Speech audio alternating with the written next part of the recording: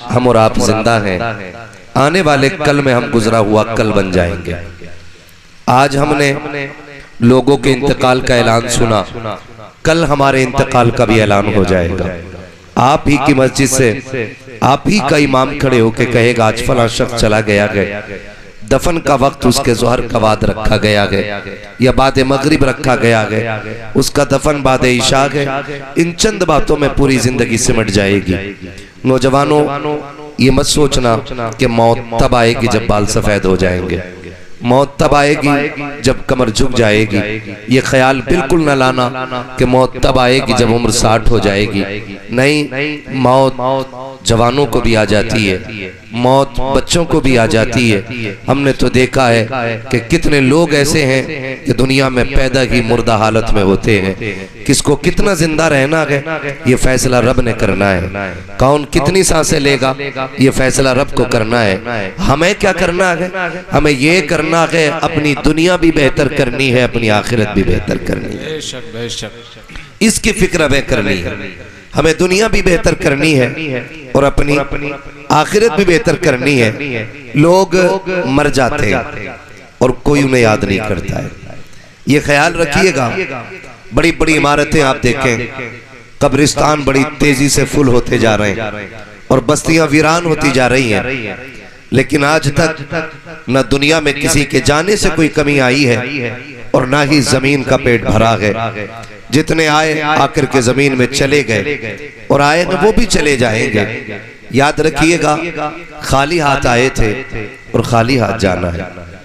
कोई सीने पे दौलत लेके नहीं जाएगा, कोई जायदाद लेकर के नहीं जाएगा। जब आए थे तो मुट्ठी बंद थी और जाएंगे तो मुट्ठी खुली होगी।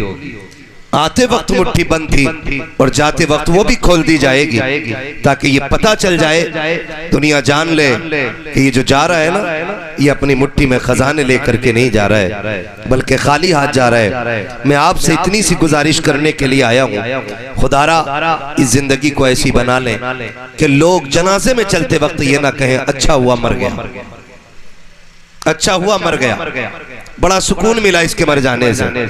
अगर एक बंदे ने इतना कह दिया ना अच्छा हुआ मर गया, तो फिर जितने चाहो तीजे करा लेना, जितने चाहो 40वें करा लेना, फिर कब्र में वो कुटाई होगी, कोई बचाने वाला नसीब नहीं होगा। इसलिए कि ये जुमला उन्हीं लोगों के बारे में बोला जाता है जिससे पड़ोसी तंग आ गया हो, जिससे भाई मुश्किल में आ गए हो, जिसने कमजोरों का जीना हराम कर दिया हो, जिसने गरीबों के जीने का हक छीन लिया हो। ऐसे शख्स की मौत को देख के लोग कहते अच्छा हुआ मर गया। कोशिश ये कीजिएगा ताकि आपका जनाजा उठे तो कोई ये ना कहे अच्छा हुआ मर गया, बल्कि जो देखे तो ये कहे अब क्या होगा, बड़ा अच्छा आदमी चला गया। ये कोशिश कीजिएगा।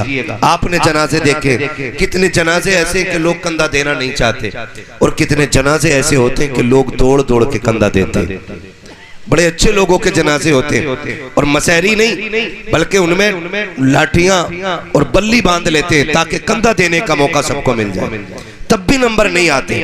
वो किन लोगों के जनाजे होते हैं? क्या वो आसमान से उतरे हुए लोग? नहीं जी, वो भी हमारे बीच के रहने वाले लोग, हमारे ही जैसे हैं। फर्क इतना है कि वो रब रसूल को राजी करके दुनिया से जा रहे हैं, इसलिए लोग उनके जनाजे को दौड़ के कंधा दे रहे हैं। तो नौजवानों से गुजारिश करूंगा, जिंदगी ऐसी गुजार के जाइए कि जब हम दुनिया से जाएं, कोई अगर पूछे किसका जनाजा है तो कोई ना भी बताए हमारा कमौला रसूलिल करीम। अम्मा बाद फअऊज़ु बिल्लाहि मिनश शैतानिर रजीम। बिस्मिल्लाहिर रहमानिर रहीम। या अय्युहल्लज़ीना आमनु दुखुलू फिस्सिल्मि काफ़ा। आमन्तु बिल्लाहि सदक़ल्लाहु मौलानल अज़ीम व सदक़ रसूलुहुन नबियुल उम्मियुल मुतीउल मुबीनुल मुईनुल करीम व नहनु अला ज़ालिका लमिनश शाहिदीन व शाकिरीन वल्हम्दुलिल्लाहि रब्बिल आलमीन। या खुदा बहरे जनाब मुस्तफ़ा इमदाद कुन, या रसूल अल्लाह अज़ बहरे खुदा इमदाद कुन, या शहीद करबला, या दाफ़िए करबो बला, गुल्लु ख़ाशहज़ादे गुलगू क़बा इमदाद कुन। गौसे आज़म बने बेसर सामा मददे, क़िबले दी मददे, काबे ईमा मददे, बगिरदा बे बला उफ्ताद कश्ती, मदद कुन मदद कुन मदद कुन या मुईनुद्दीन। चिश्ती कादरी यमनारे या गौसे आज़म ज़लम दमज़ शेख अहमद रज़ा खां बिआलम ज़लम बलगल उला बिकमालिही कशफत दुजा बिजमालिही हसनत जमीउ खिसालिही सल्लु अलैहि व आलिही। करूँ तेरे नाम पे जां फिदा, न बस एक जां दो जहां फिदा, दो जहां से भी नहीं जी भरा, करूँ क्या करोड़ों जहां नहीं। जिसको अपने नबी से जितनी मोहब्बत हो सारे लोग कोशिश करें उतनी ही आवाज़ के साथ रसूल और आले रसूल की बारगाह में दुरूद व सलाम की डालियां निछावर कर लें। पढ़ें बावाज़े बुलंद अल्लाहुम्मा सल्ली अला सय्यदिना व शफीइना व नबीना व मौलाना मुहम्मदिन मअदिनिल जूदि वल करम व आलिहि व अस्हाबिहि व बारिक व सल्लिम सलातु व सलामन अलैका या रसूल अल्लाह सल्लल्लाहु तआला अलैहि वसल्लम। ऑपरेटर कौन है भाई इसका?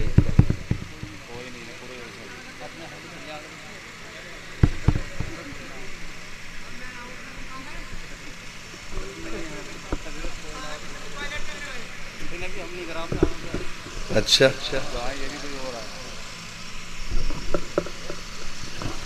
इसे ही कैमरा गरीबी में आटा गीला। खैरियत हैं आप लोग? खैरियत हैं? इतनी जोर से बोलो कि ये पता लगे कि आप जाग रहे हैं। मुझे आपसे ये शिकायत नहीं कि कितने लोग हैं कितने नहीं, यकीनन मैं बुलाने वाले के खुलूस पे आया हूं, क्योंकि अल्लाह गरीब के रहमत फरमाए मरहूम कल्लू प्रधान जी जो आज हमारे और आपके बीच नहीं है, मुझे बताया कि जब वो बाहयात थे तो उनकी तमन्ना थी कि वो मुझे बुलाए,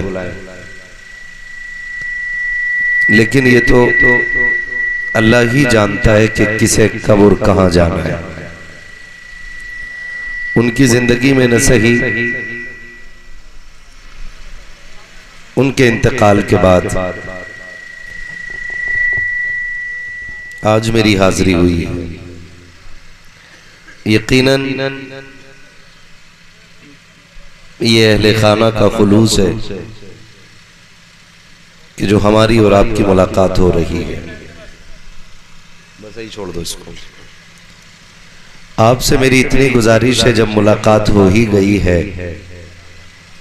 तो ये मुलाकात कम से कम ऐसी हो जाए या तो मुझे याद रहे या तुम्हें याद रहे।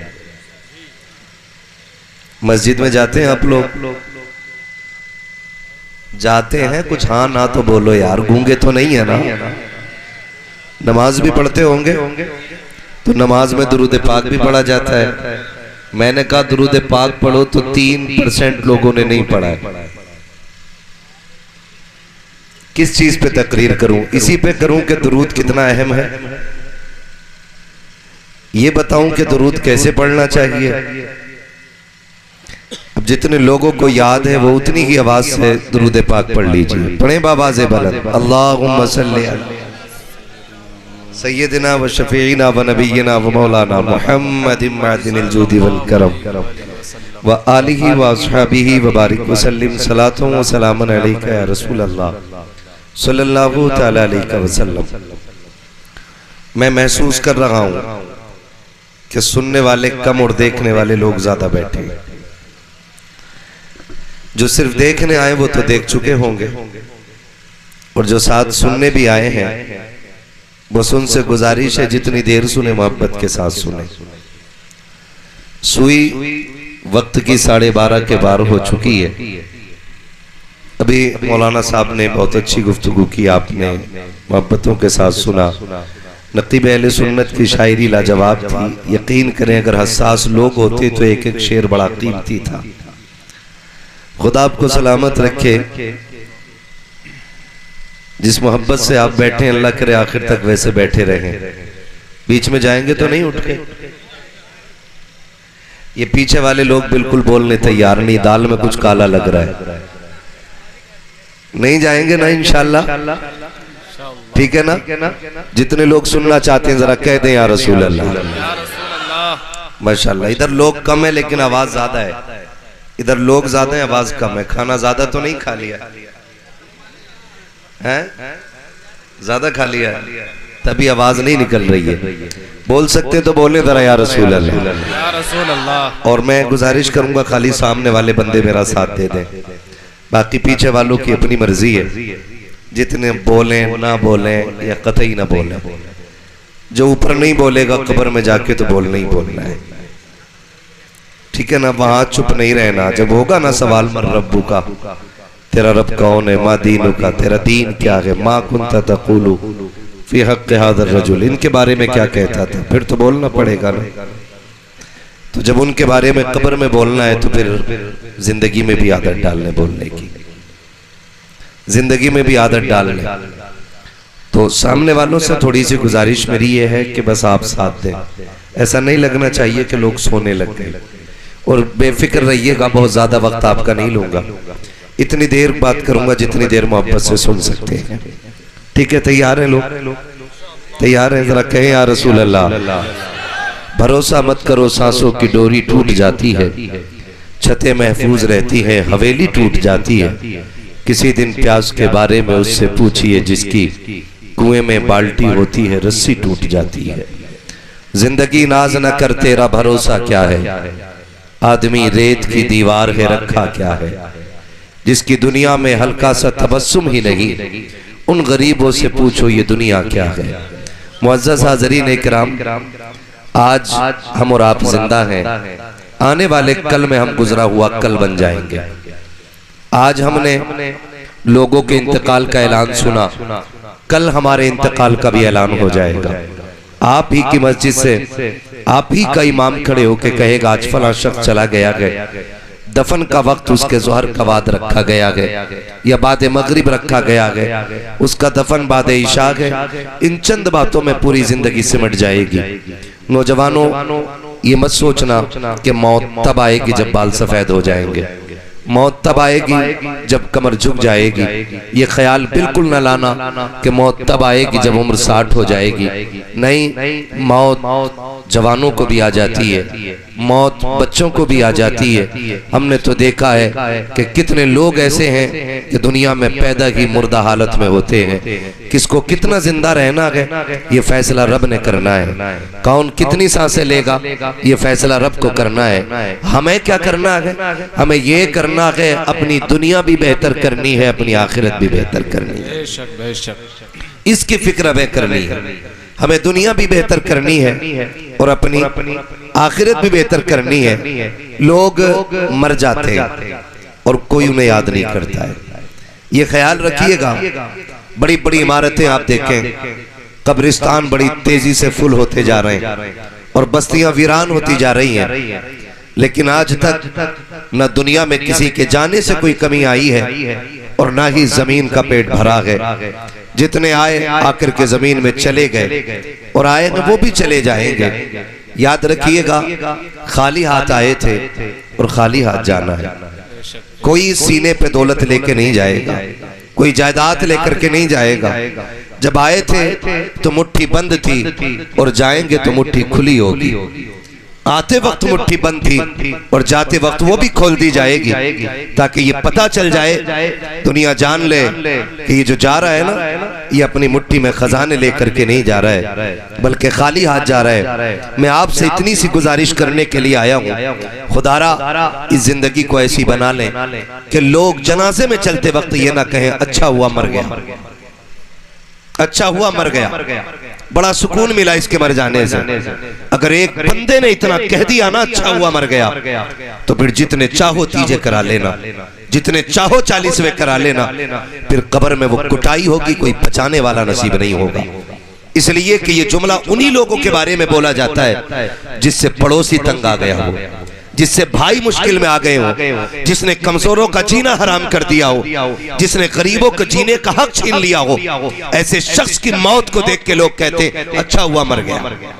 कोशिश ये कीजिएगा ताकि आपका जनाजा उठे तो कोई ये ना कहे अच्छा हुआ मर गया, बल्कि जो देखे तो ये कहे अब क्या होगा, बड़ा अच्छा आदमी चला गया।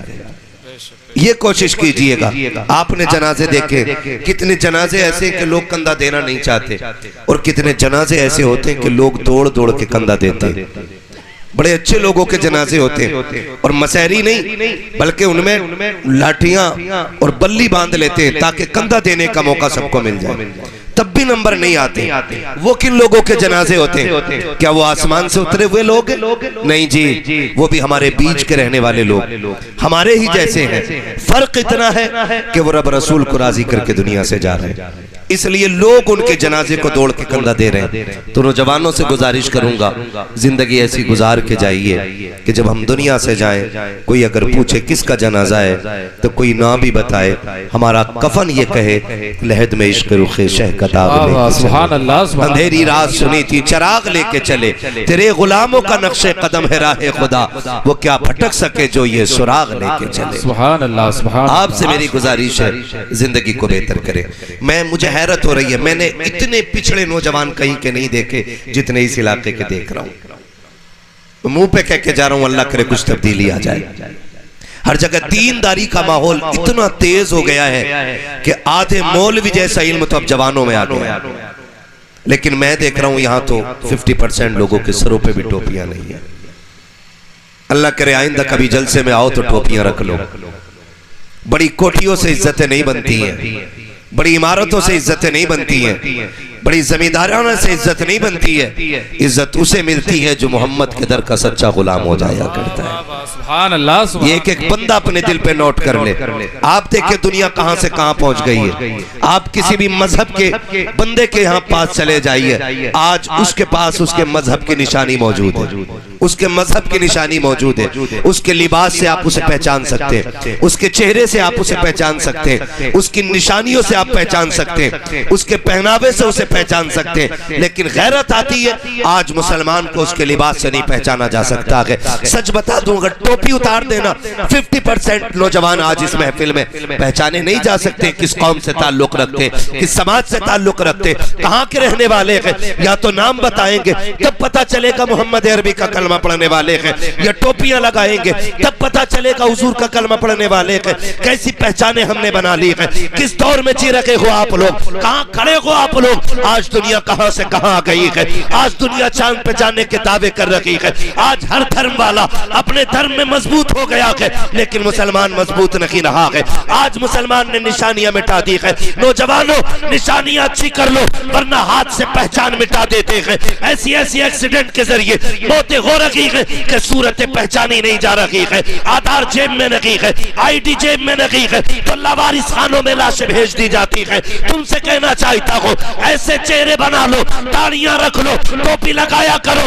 अगर चेहरे बिगड़ भी जाए तो दाढ़ी और टोपी ये बता दे कि लावारिस न समझना, ये वो है जिसका काबे वाला भी वारिस है, मदीने वाला भी वारिस। सुभान अल्लाह। नारे तकबीर, नारे रिसालत, मसलके आला हजरत। सुभान अल्लाह, सुभान अल्लाह, माशाअल्लाह, माशाअल्लाह। टोपियां ओढ़ा करो, टोपियां ओढ़ा करो। क्या करें, कौमें वो सुधरती हैं जिनके बाप तालीम अच्छी देते हैं। बेशक, बेशक। और मैं इसीलिए कहता हूं, अक्सर एक बात मैं कहा करता हूं, ऐसे घरों से रिश्ते करो जिन घरों की बेटियां दीनदार होनी चाहिए, दीनदार होनी चाहिए बेटियां। इसलिए कि जमीन अच्छी होती है तो फसल अच्छी होती है, माँ अच्छी होती है ना तो नस्ल अच्छी होती है। बेशक, बेशक, सुभान अल्लाह। माँ अच्छी होती है तो नस्ल अच्छी होती है, ये लाजिम है। आप अच्छे घरानों से रिश्ते करें, खुदा की कसम यही नस्ल हमारी बेहतर हो जाएगी, बेहतर हो जाएगी। हम जानते हैं और हिंदुस्तान देख लिया है पूरा लगभग, हमने ये देखा है कि दीनदारी गरीबों में ज्यादा मिलती है। जहां पैसों की कसरत है वहां दीन की कदर नहीं होती है। जहां पैसे की कसरत होती है वहां दीनदारी ज्यादा नहीं होती। वो तो इमाम को भी कहते हैं, कौन है हपत जी, कितनी बड़ा इमाम ले आओ, हपत जी कह के बोलेंगे। और इमाम आ जाए ना निकल के मस्जिद से, हाँ बैठो बैठो, खुद बैठा रहेगा। जिसकी दाढ़ी नहीं, जिसे सुभाना याद नहीं, जिसे दुआए कुनूत याद नहीं, वो कह रहा बैठो हपत जी। ये कंडीशन हमारी कौम की है। और इल्म वालों की कदर देखनी है और इल्म दीन की कदर देखनी है तो गरीबों में देखो, क्योंकि उन्हें दौलत पे नाज नहीं होता, उन्हें मदीने वाले मुस्तफ़ा पे नाज हुआ करता है, हुजूर पे नाज होता है। और मैं आपको बता दूं, ये अगर आपके भतीजे हैं, वो आपके भाई हैं, या आपके चचा हैं, या आपके बेटे हैं, तो याद रखना ये बेटे बाद में हैं, हुजूर के गुलाम पहले हैं। रिश्तों का ताल्लुक दीन से होता है। किस चीज से होता है? आप बोल सकते हैं किस चीज से? दीन से होता है। आपका भतीजा भी अगर हाफिज बन गया है ना, आप उसके लिए जगह छोड़ो, इसलिए नहीं कि आप चचाएं तो सराहना दबा के बैठे, ये सोच के जगह दे दो क्योंकि वो हुजूर के दीन का वारिस बन गया है, हुजूर के दीन का वारिस बन गया। और कंडीशन ये है हमारी, अगर पूछ लो ना किसी मजार पे जाके, सुभाना आता है कि नहीं, तो कह रहा ये क्या होता। एक मुजाबिर से किसी ने पूछा, हजरत कहना किसके उम्मती हो, तो कह रहा मोहल्ले में नया नया आया, उसे ये भी नहीं पता कि उम्मती किसका है। ये कंडीशन हमारी कौम की है। और ये ऐसे लोग कहाँ हैं? हमारी कौम के अंदर है, हमारी कौम के अंदर ऐसे लोग हैं। तो बदले अपने रवैये। दौलत सब कुछ नहीं, दौलत बहुत कुछ हो सकती है, लेकिन सब कुछ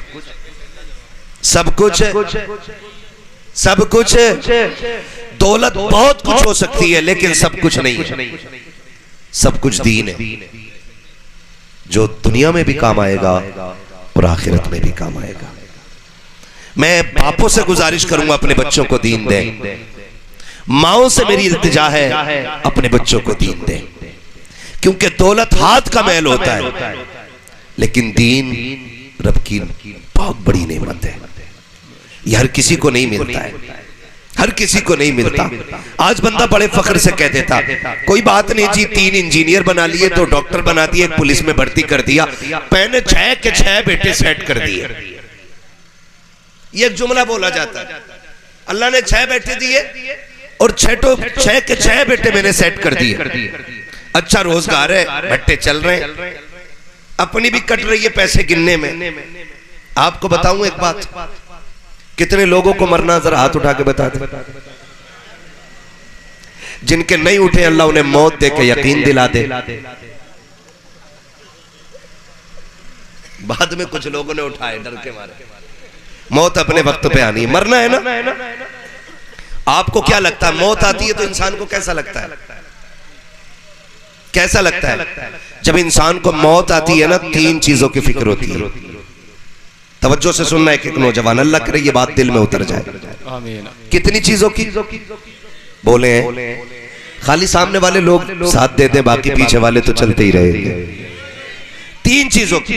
नंबर 1, जब मरने लगता है ना बंदा, सबसे पहले ख्याल आता, मैंने इतनी दौलत कमाई है, इसका क्या होगा। ये मरने वाले को सबसे पहली फिक्र होती है, इतना कमाया मैंने, 60 साल मेहनत की और ये दौलत छोड़ के जा रहा हूं। एक फिक्र। दूसरी फिक्र होती है, मैं मर जाऊंगा, मेरे बच्चों को अब देखने वाला कौन होगा। अगर शादीशुदा और बच्चों वाला है, फिर ये ख्याल आता कि मैं मर गया, मेरे बच्चों को कौन देखेगा। 2 हो गए। तीसरा ख्याल आता है कि मरने के बाद अब मेरा क्या होगा। ये तीसरे नंबर का ख्याल है, मरने के बाद मेरा क्या होगा। अल्लाह से दुआएं मांगा करो, अल्लाह ऐसी औलाद दे जो मरने के बाद बाप की बख्शिश के लिए मेहनतें करते रहे। वरना आप दुनिया इतने धुन से कमाते, इतने धुन से कमाते कि आप हलाल हराम की तमीज नहीं करते। इधर मैंने भट्टे देखे बहुत सारे, मुझे नहीं मालूम वो किसके हैं, लेकिन मेरे गांव में जो ट्रालियां ईंटें लेके आती हैं ना, अव्वल में दोयम मिला के और पीला मिला के खूब बेच जाते है ना भाई। मुझे ये नहीं मालूम है भट्टे किसके, लेकिन मैं इतना जरूर जानता हूं कि अव्वल के नाम पे ना बीच में दोयम मिला के ना, आपके अगर कौन सा इलाका ये, चलो पाक बड़े का इलाका मान लो, है ना जी। पाक बड़े की ईंट का रेट अगर 5600 है ना, वो बाग बड़े के भट्टे पे 5600 मिल रही है और आपके भट्टे की ईंट पीपल साना जाकर के वही ईंट अगर 4500 में मिल रही है तो क्या राज है इसमें? मतलब बिल्कुल वही, जैसे साबुत मिर्च 250 रुपए किलो और पिसी मिर्च 200 रुपए किलो, जबकि पिसी मिर्च को महंगा होना चाहिए और साबुत को बोलो कैसा होना चाहिए? सस्ता होना चाहिए ना। लेकिन इसका बिल्कुल उल्टा, पिसाई की कीमत भी नहीं। साबुत मिर्च आप लेते हैं तो आपको 200 रुपए, पिसी ले तो 150 रुपए, ये 50 रुपए घट के क्यों? तो है नहीं दाल में काला या पूरी काली है? पूरी काली है ना। तो ये पहली फिक्र जो होती है, जो दौलत कमाई है इसका क्या बनेगा? मेरे अजीज अपने बच्चों के लिए हलाल कमाया करो। दुनिया बड़ी बेवफा है, इसके लिए हराम कमाओगे, ऐश तुम्हारी औलाद करेगी, हिसाब तुम्हें देना पड़ेगा। तुम हराम कमाई कमा के इकट्ठा करके जाओगे, मौज तुम्हारी औलाद करेगी, लट कबर में तुम पे फेरा जाएगा और कोई बचाने वाला नसीब नहीं होगा। हाथ जोड़ के गुजारिश करना चाहूंगा, एक एक रुपया हलाल का तलाश किया करो। अगर हराम की दौलत तुम इकट्ठा करके जाओगे, तुम्हारी औलाद उस दौलत के जरिए बर्बाद खुद भी होगी और तुम्हारे लिए भी अजाब का सबब बनेगी। इसलिए मैं कहना चाहूंगा, अपने बच्चों को भले चटनी से खिलाओ लेकिन हलाल के लुक़मे खिलाओ, इसलिए कि अगर हराम कमाओगे जहन्नम में जाओगे, हलाल कमाओगे सीधे जन्नत में दाखिल कर दिए जाओगे। सुभान अल्लाह, सुभान अल्लाह। नारे तकबीर, नारे रिसालत, मसलके आला हज़रत। सुभान अल्लाह, सुभान अल्लाह, माशाअल्लाह, माशाअल्लाह। कोई बात नहीं भाई, जहां तकरीरें करते हैं हम वहां पे 2.5-3 लाख का सेटअप लगता है, तब जाके आवाज संभाल पाता है हमारी वो। यहां हम तेज हो रहे हैं तो ये बैठ जा रहा है। मन में आता इसे हटा के बात करें, लेकिन वहां तक फिर आवाज नहीं जाएगी। है तवज्जो सारे लोगों की? कैसा कमाएंगे? सलामत रहे। कैसा कमाएंगे? हाँ देखो कौन नहीं बोल रहा है, करवट में भी देख लिया करो। जो नहीं बोल रहा है समझ लो नियत में खोट है। कैसा कमाएंगे? माशाअल्लाह हलाल कमाएंगे ना इंशाअल्लाह। हलाल कमाया करो और ये मत सोचना कि आपकी औलाद आपके मरने के बाद आपकी कब्र पे जाके ताज चढ़ाएगी। इको इसका भाई हो सके तो बंद ही कर दो, इको बंद कर दो इसका। बहुत देर से चींची पें हो रही है। तवज्जो है ना सारे लोगों की? बस सादा रहने दो इसको। ये मत सोचिएगा कि ये जो आपकी औलाद है ना, आपके मरने के बाद आपकी कब्र पे ताज चढ़ाएगी। कब्रिस्तान किधर है? इधर ही है ना। जाते जाया करो, जाया करो। फरमाया जो रोज मौत को याद करेगा, अल्लाह जब भी उसे मौत देगा तो शहादत का दर्जा अता फरमा देगा। सुभान अल्लाह, माशाअल्लाह। जाया करो कब्रिस्तान, तब एहसास होता है, तब औकात पता चलती है इंसान की कि अपनी औकात क्या है। आज बैठे ना ऐसी गाड़ी के अंदर, आज 4 सलाम करने वाले, 8-10 हाथ चूमने वाले, तो मेरे बराबरी का कोई भाई को बंद कर दो यार। मेरे दादा मैं मना कर चुका हूं, मुझे मालूम है, मेरा काम रोज तकरीर करने का। तवज्जो है ना सारे लोगों की? जाया करो कब्रिस्तान और आखिरत की फिक्र करें। आखिरत की कब्रिस्तान जाया करो और देखा करो कब्रों का हाल क्या है। यहां कोई किसी का नहीं है, कोई किसी का नहीं है। हराम हलाल हमने सारा ही खसोटा ताकि बच्चे ऐश की जिंदगी जी लें, बच्चे मौज कर लें, बच्चे सेटल हो जाएं, उनकी जिंदगी अच्छी हो जाए। उन्हें अच्छा करने के चक्कर में हम खराब हो गए और इतने खराब हो गए कि अब हमारा हिसाब मुश्किल हो गया। ना करो ये काम। आखिरत की तैयारी अपनी अपनी करनी है। पहला काम तो ये करना, जब भी कमाएंगे हलाल कमाएंगे इंशाअल्लाह। इंशाअल्लाह, इंशाअल्लाह कमाएंगे इंशाअल्लाह, इंशाअल्लाह। कैसा कमाएंगे? क्या बात है, ये नियत बांध लीजिए। जब भी कमाएंगे हलाल कमाएंगे और याद रखना हलाल खाओगे नूर बनेगा, हराम खाओगे आग बन जाएगा। इसलिए हराम से बचना है, हराम से बचना है। औलाद के लिए धोखे में ना पड़ना। अगर आपको यह लगता है कि औलाद का क्या कौन करेगा कैसे करेगा, तो अकीदा रखो जिस रब ने तुम्हें दिया है वही रब तुम्हारी औलाद को भी देगा। बेशक बेशक बेशक। अल्लाह ही कादिर मुतलक है। अगर ये चीज बंदे के हाथ में होती तो आधी दुनिया मर गई होती और अमीरों ने गरीबों को मार डाला होता। लेकिन रज़्ज़ाक़ अल्लाह है, वो जब देने पे आए तो पत्थर के अंदर भी एक जानवर को, एक कीड़े को रिज़्क़ अता कर देता है, और जब वो छीनने पे आता है तो करोड़पति के आगे नेमतें होती है, एक दाना हलक के अंदर नहीं जाने देता है। ये रब है। ये मत सोचना देखे कौन रोक लेगा। कैसे रोकता मालूम है? ऐसे ही रोक लेता। हॉस्पिटल जाके देखो कौन है, सेठ लेटे हैं, सेठ है, सेठ, करोड़ों की संपत्ति है। चलो जी जूस लेके चलो, बड़ा आदमी है, जूस लेके गए, डॉक्टर ने रोक दिया, अंदर नहीं जा सकते। भाई मरीज के लिए जूस लाए, कर नहीं, हलक से नहीं उतर रहा है। फल लेके आए, रोक दिया गया है, नहीं ले जा सकते। क्यों? का हलक नहीं काम कर रहा है। फिर क्या है? बस दवाइयां चल रही हैं पाइप के जरिए, पाइप के जरिए दवा नसों में जा रही है। किस चीज का घमंड है फिर हमें? किस चीज की अकड़ है? किस चीज पे इतराना यार? किस चीज पे इतराना? रखी हुई दस्तरखान की नेमत हम नहीं खा सकते। सगे रिश्तेदार जूस लेकर के आ रहे, फ्रूट लेकर के आ रहे, मुंह पे ऑक्सीजन लगा रखा है। जो कहता था ना मेरे सामने कोई टिकता नहीं है, बड़े बड़ों के मैंने पित्ते पानी कर दिए। जो कहता था मेरे सामने बड़े बड़ों की हवा खराब हो जाती है, आज उसकी औकात रब ने यह दिखा दी है। मुंह पे ऑक्सीजन लगा है, खुद से सांस नहीं ले सकता है, फेफड़ों को मशीनें चला रखी है। तब मशीयत का नकीब कहता है देख ये तेरी औकात है। जब तू अकड़ के चलता था तब मैं तुझे बताता था देख मेरे एक दिन जब आएगा शिकंजे में कोई बचाने वाला नहीं होगा। और मेरे अजीज, इससे पहले कि ऑक्सीजन लगा दी जाए, इससे पहले कि हलकों पे ताले लगा दिए जाए, इससे पहले कि मुंह बंद कर दिए जाए, आओ अपने रब को राजी कर लो और उसे राजी करो। आज भी बरेली से आवाज आती है, आज ले उनकी पना, आज मदद मांग उनसे, कल न मानेंगे कयामत में अगर मान गया। आज अल्लाह को राजी करें और मौत की तैयारी करें, मौत की तैयारी करें।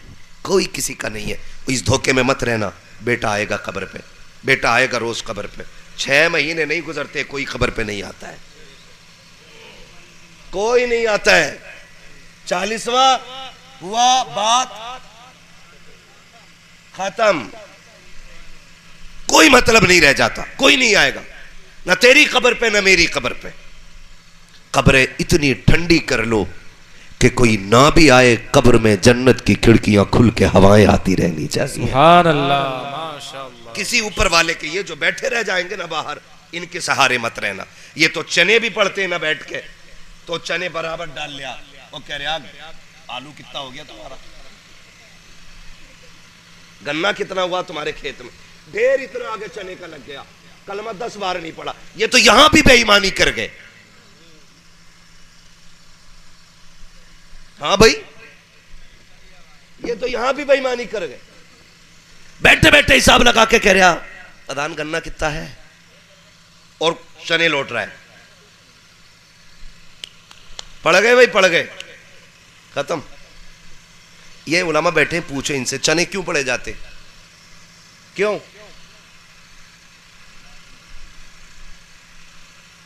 बोलो यार, सवाब के लिए, लेकिन चने ही क्यों पड़े जाते? वजह